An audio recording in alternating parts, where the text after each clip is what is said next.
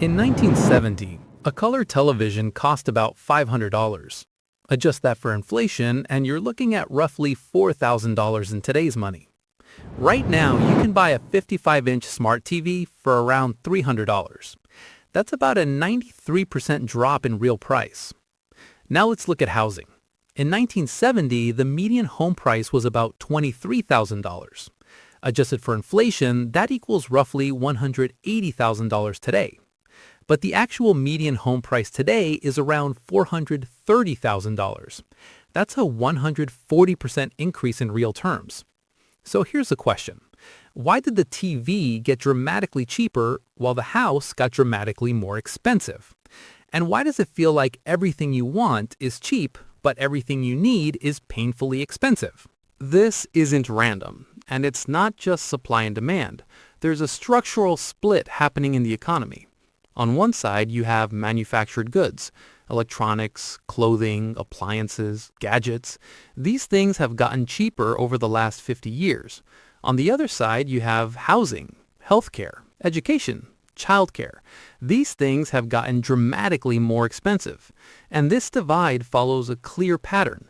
The things that got cheaper are things we can make more of. The things that got expensive are things we can't easily scale. Let's start with what got cheaper.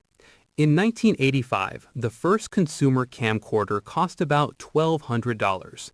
Adjusted for inflation, that's roughly $3,400 today. Right now, you have a better camera in your pocket. It came with your phone. In 1995, a DVD player cost about $500.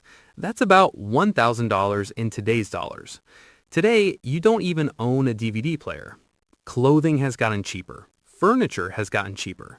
Appliances have gotten cheaper. Consumer electronics have dropped in price dramatically.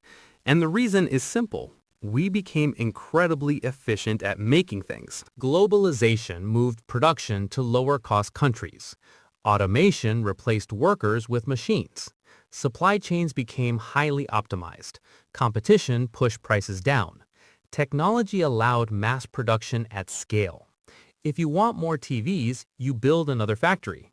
If you want more t-shirts, you buy more machines.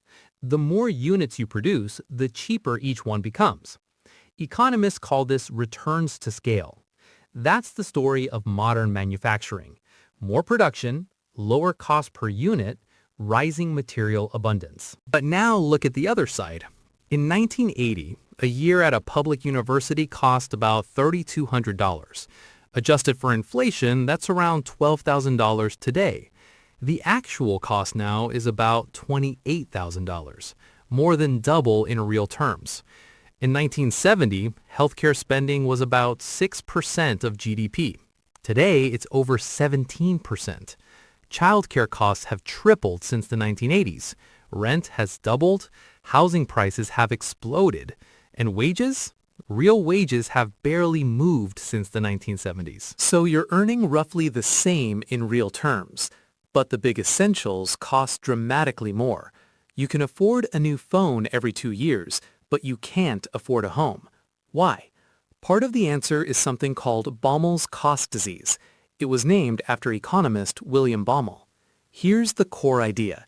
In industries where productivity rises, prices fall. In industries where productivity doesn't rise, prices climb. A factory can double output without doubling workers. A teacher cannot double students without reducing quality. A doctor cannot see twice as many patients in the same hour. A childcare worker cannot supervise twice as many toddlers safely. Labor-intensive services don't scale the same way. But labor cost isn't the whole story. Housing is expensive because supply is restricted. Zoning laws limit density. Construction approvals take years. Land use rules reduce available inventory. Demand grows faster than supply. Prices rise. Healthcare costs aren't just about doctor salaries. They're driven by administrative overhead, insurance complexity, patent protections, billing systems that reward volume over outcomes. Education isn't just professor salaries. Universities compete on amenities. They build luxury dorms. They hire layers of administration. And student loans are backed by the government, which removes pricing pressure. Now, here's the psychological twist. The cheap stuff makes you feel fine. You can buy a laptop, you can stream movies, you can order delivery, you can upgrade your phone. So life feels comfortable on the surface. But underneath, the math doesn't work. Let's say you cut $200 per month in spending. That's $2,400 per year. A 20% down payment on a $430,000 home is $86,000. At $2,400 per year, that would take 36 years. The latte isn't the problem. The structure is. The cheap products create a feeling of abundance, but the expensive essentials determine your future. If you can't afford a home, you rent forever. If you can't afford healthcare, you depend on your employer. If you can't afford education, you carry debt for decades. Cheap goods encourage consumption. Expensive essentials limit ownership. Since 1970, car prices rose modestly in real terms. Food prices are relatively stable, but college costs have surged over 200%. Healthcare costs have surged over 250%.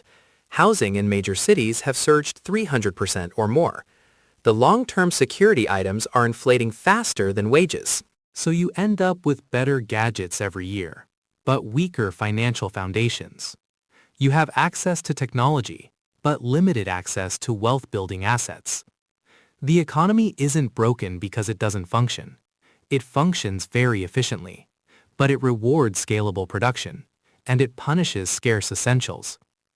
You're surrounded by progress, but priced out of stability. So here's the real question. If everything you want keeps getting cheaper, but everything you need keeps getting more expensive, what does that tell you about the system you're living in? And what are you going to do about it?